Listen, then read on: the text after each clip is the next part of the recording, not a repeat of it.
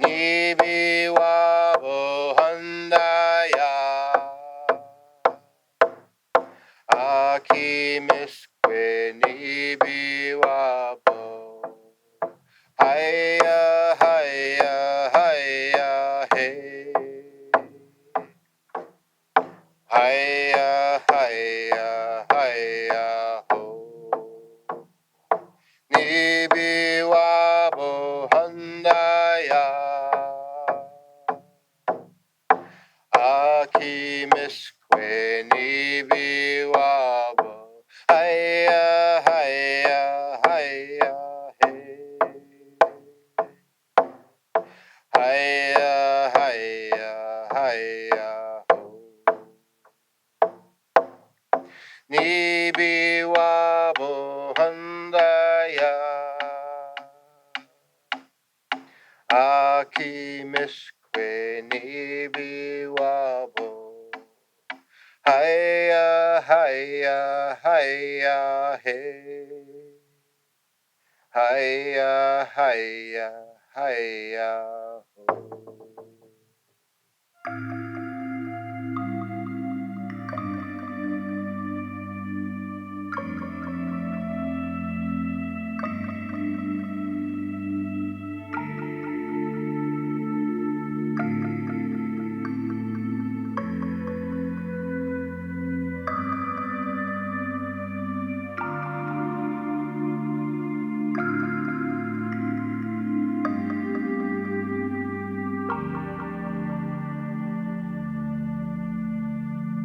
People from the outside, many really still don't know the story. Many towns they've never heard of Ringwood because we were written off and the story was going to be buried so deep that no one 1,000 years from now would never have known. And again, we have to start the motion again. Have to start rolling all over again. Collecting more people, educating more people. It's always a struggle to show our people, the Red Road and to follow a cultural way, because for our core community in Ringwood, that's been stripped away. We've lost that from the loss of our elders. Looked around one day and there was no elders. There was no old people. And I remember when I was little that there was old people and there was older people. And those older people are what we lost first. I went to a powwow for the Ramapo, and I met Chief Mann, and I met some of the elders. And they said, you guys are up there in environmental medicine. What can you do to help us? We live on a Superfund site. Our children are growing up with contamination nearby. Our adults are sick. Our lifespan is reduced. What can you do to help? Can you do something? We found out that they had a lot of environmental issues and that they had an increase in some diseases above what's natural. Lots of diabetes, lots of cardiovascular disease, lots of bronchitis, lots of hypertension. They wanted to know if their land was contaminated. So we moved on with the help of Dennis DeFries and as a citizen scientist and many other Turtle Clan members who acted as citizen scientists with us and our graduate students and went out and they collected air and they collected soil, fish samples to see whether the ponds that they were fishing in, the fish were contaminated because then they eat it. We checked the plants to see what was growing in the area because plants can concentrate chemicals and especially metals. And so we're in the process of testing that. But what we did test and what we did analyze is the soil around their local church. And the soil around their local church came up in some places with higher lead and higher arsenic. And then we tested the water inside their local church and found that there were chemicals there as well. And there was elevated lead.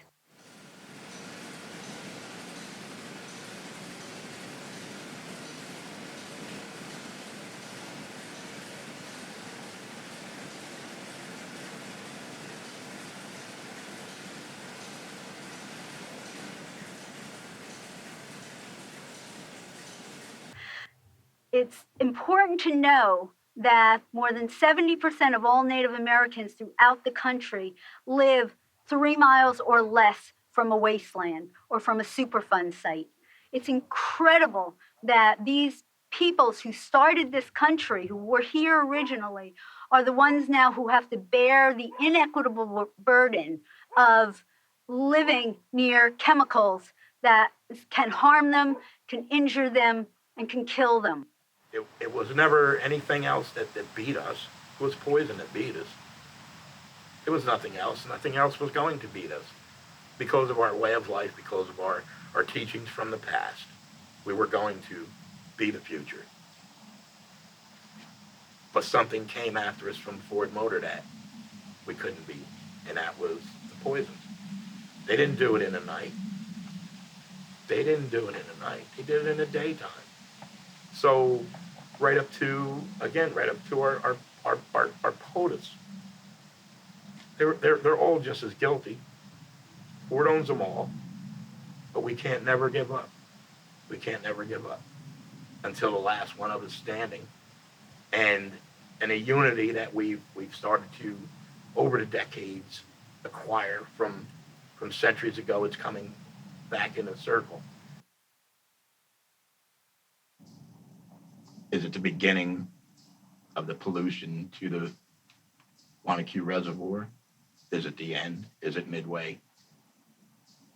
Not even the state and federal government really want to deal with this. My guess is because maybe of the magnitude of what the state government, federal government, the governor's office, the senators, the president's office.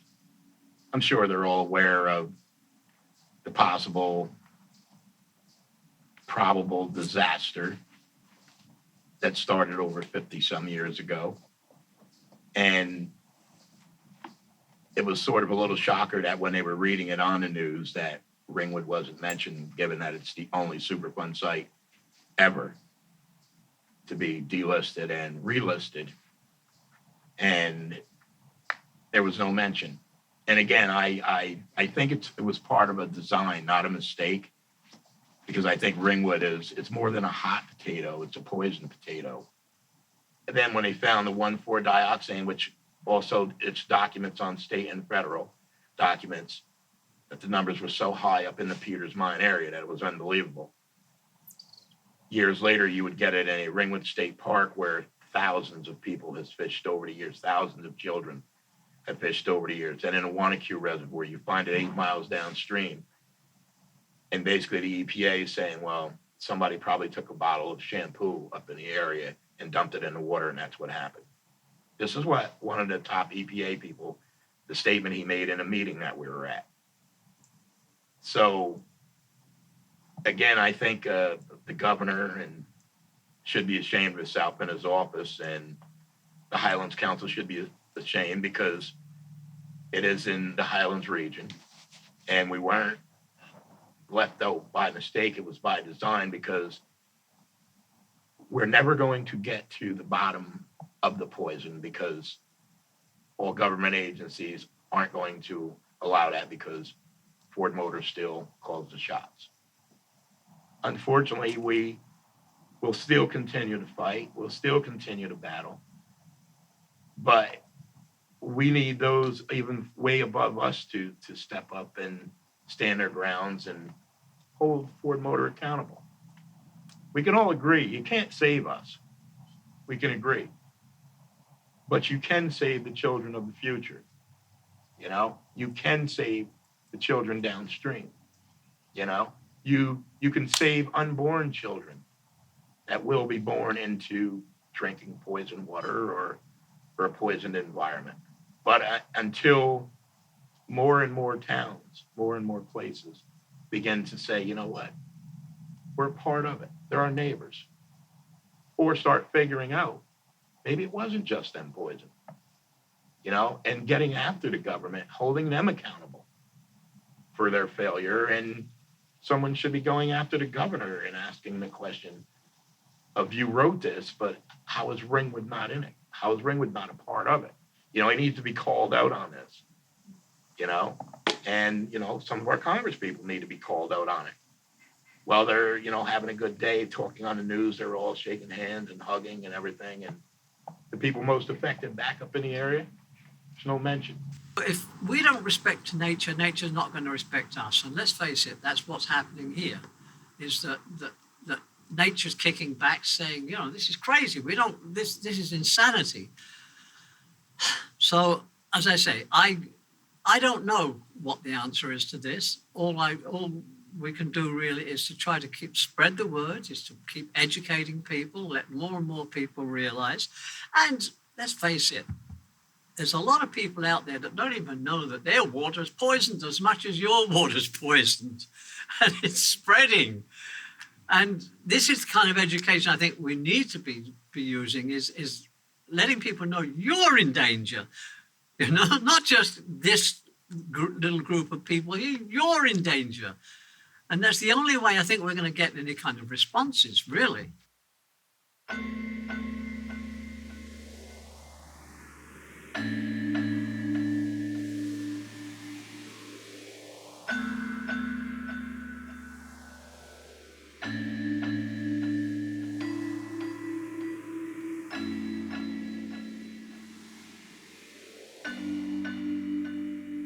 To me, we are the seed. The greatest seed known is our Mother Earth. We are just her babies. And to me, the importance of the seed itself is that the seed is the gift of life, or the seed can also be the gift of death. And what has been done in the community, I'm not sure if we have survived. I don't know if we have survived, because people are still getting sick. I think as long as people are there, they'll always get sick, because basically the elders are gone. So our main roots, our main seeds are gone for our people. The lesson for, you know, us and our family will be, for survival, will just be to be us and to keep on being us, teaching the kids to be us, and going to our cousins for more wisdom to survive, and so we can keep that going for 7 generations, and actually living in balance always is a kind of key to survival. For me, I think of John Mohawk's interpretation of the Sky Woman story. Alicia Cook, the medicine woman who's our close friend up in Akwesasne, she tells this story and attributes John Mohawk to this version, that when Sky Woman fell from the sky, she did not fall unequipped. She had with her a pouch, and in it were the seeds of the 3 sisters. So she was carrying seeds with her from the very beginning. From the earliest of the creation stories, we find that seed plays a significant role, that the idea of the continuance of life and rebirth is all a part of what seed means. We won't know if the Ramapo will continue to survive, but through our actions and our deeds and creation of the Muncie Three Sisters Medicinal Farm, to strive for food sovereignty for our people, for some economic growth for our people, education culturally and otherwise. Those seeds of hope have been planted, and the only thing we can do is to keep remembering that every time we offer up a prayer, that those prayers will always be answered. These little beautiful things are born into the world, and just like a seed that grows in the earth, you know, we do too. And, you know, we're supposed to come into the earth and be filled with that joy and happiness, and remember our humility, right? And that we're all a gift, and, you know, and the same thing with those seeds.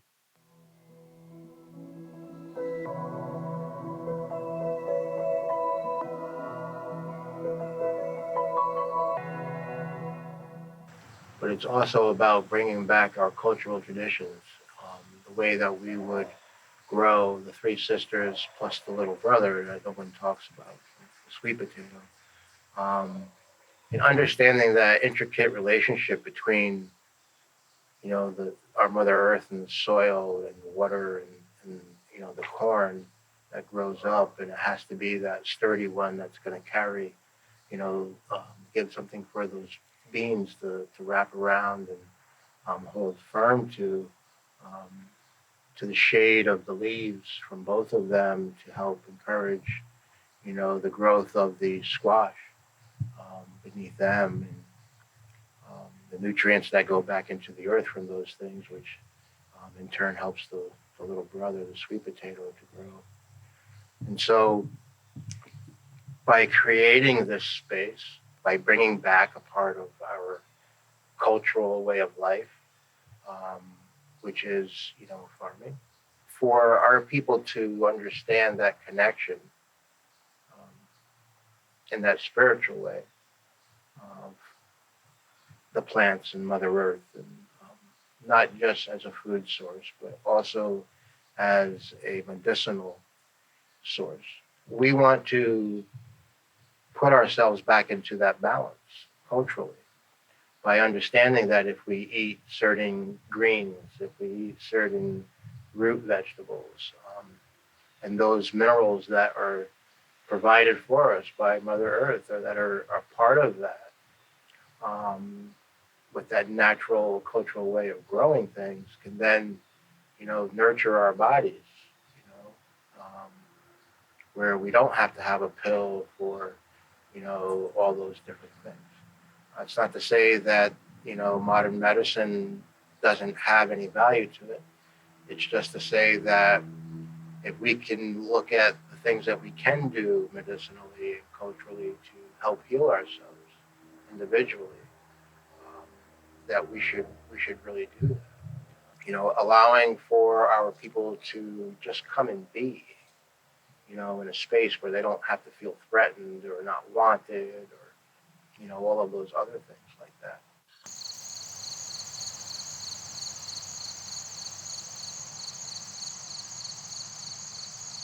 What I'm assuming is that this place is, I would say, a very spiritually well-balanced area simply because of what I'm seeing already growing here. So I think they've found themselves a good place to start the farming. So obviously they have big plans for growing various crops here. They've just started in the simple way with the three sisters, as I have noticed, with the corn and the squash and the beans and so on.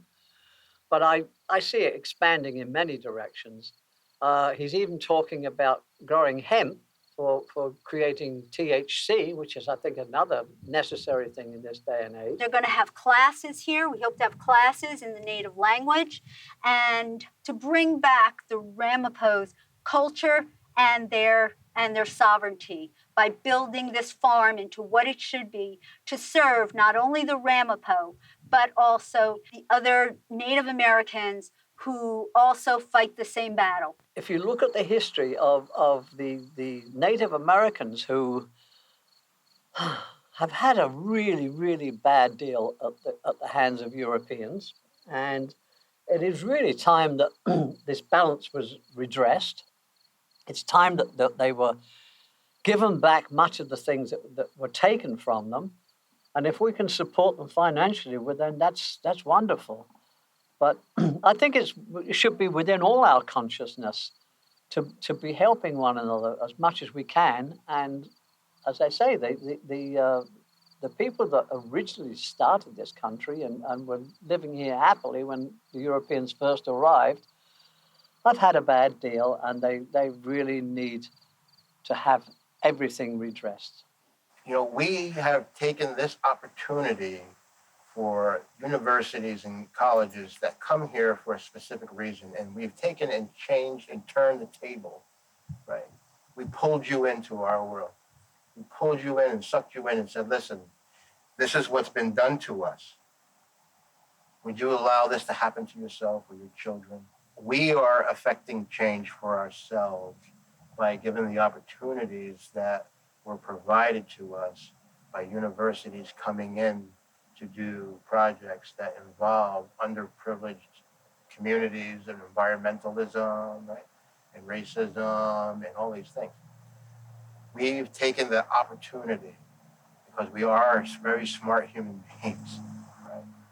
And we've taken that situation and turned it around, right? And we find the people that we can put our trust into, that we believe in, that will do the right thing. Well, I've had half a dozen surgeries, 6 surgeries over the course of a number of years as a result of contamination from the Ford Motor Company lead paint that's in our watershed.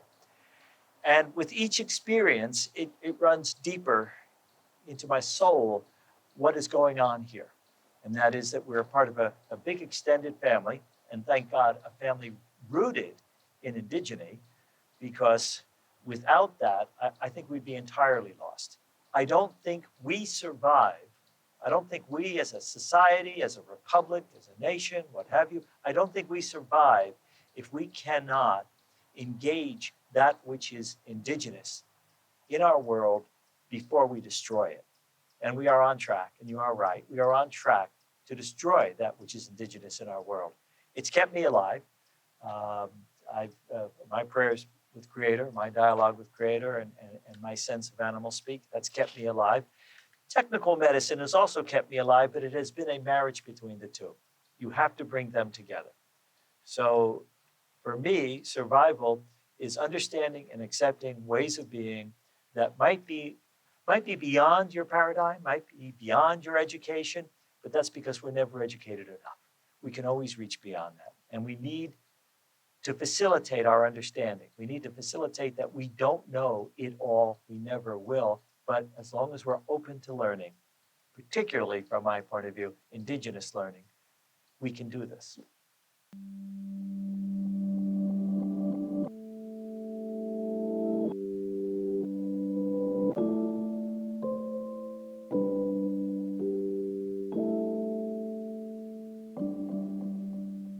The millennials are the future. And without you guys, there is no future. Our time is come and gone. You guys are the future. It's up to you guys to spread the word to the world, because the young will listen to the young. And again, I can't stress it enough. You guys are the future, not your moms, not your dads, not your grandparents. You guys are the future for the future. And so everyone that you reach out to, and don't get discouraged if you talk about it to a friend who has no interest. You can't let that ever discourage you. Because if you have 3 friends and one listens, you've already started. Because that one who listens may have 3 or 4 friends. Maybe only one will listen. I'm going to be positive about a negative. Well, the great white patriarchal hierarchy that has been governing us so fiercely is faltering. It's collapsing. It's weakening. It's like an old fighter starting to lose its punch. But you know, an old fighter, before they finally go down, they fight the hardest. And I think that's what's happening. We feel that on a federal level, and we're starting to see it with the denial on the state level. But they're losing, and they know it. And I think that's why the racism on the federal level is so blatant. And on the state level, with a lot of our senators, we're seeing blatant racism. It's not like they're trying to hide it anymore. No. And I think they're aware, they're down for the count. Now, the positive thing is we need to be ready. And I think to a large degree, many of us are. I think we're sort of like what Paul Hawkins talks about in Blessed Unrest, his wonderful work, that there is this massive number of movements, all in response to their particular regions and their particular dilemmas, but they're all doing the same thing. They're all dealing with truth, and they're dealing with the idea of galvanizing their forces so they can have a citizen science response to the contamination and a good social response to the social unrest that's emerging within their communities. You know, there was diversity, and in diversity, there's this galvanization of strength that you can't beat. Oh yeah, you can shoot it, you can kill it down, you can whip it, but it'll keep coming back at you. And my gut feeling is the great, again, I'll be I'll be race oriented and say that the great white father figurehead of this massive nation state is weakening, a lot. We need just to continue our work on our local and regional levels. And we need to recognize our brothers and our sisters in all of their battles and understand that all of these battles connect and support one another. And if we can do that, and I think we are, especially when you say everybody's water is contaminated, once you realize the relationship that we all have, I think we start to move into the position of having the authority from the ground up. And in that, I think we start to move toward a republic that can function in a democratic way. That's my hope. That's what I feel. That's a part of a leader. Whenever you're called, you have to go. You have to go. Because people out there, they're waiting. Because we need more and more, we need millions. Because it's not only in Upper Ringwood we're finding, because there's many Superfund sites, there's many other places where this has been done. But we have to become one. Every community, every town, every neighborhood, where good and bad has happened. We all have to become one for the future, for the environment, because there's no two planets, there's one. You know, no matter what's going on in other places, we all have a part and a role for the future. Because if we don't, we already know we don't have one, but it's okay. But the children deserve to have one. Every other generation beyond deserves to have one. Natives, non-natives, all has a right. So again, today, I guess we're starting again for the future. And that's about all I can say. Thanks. I'd like to charge you with something. You're inheriting what we're working on. And I want you to take from us the best that we can do, but also know that it doesn't always work and that we make lots of mistakes along the way as well. You're going to have to do this eventually without us. God willing, you'll all be in another place when we've moved on, and that other place is where you're probably going to be doing the same work that we're doing. I want you to do it better. I want you to build on what we have. And while we're still here, I want you to insist that we assist you, that we work with you, draw upon us, and challenge us when we make our mistakes, which we will do too, and learn from them with us. That's what I tell my students. That's what I'm telling you. And thank God you're here. So in the end, it's not us who is going to save this planet. It's them.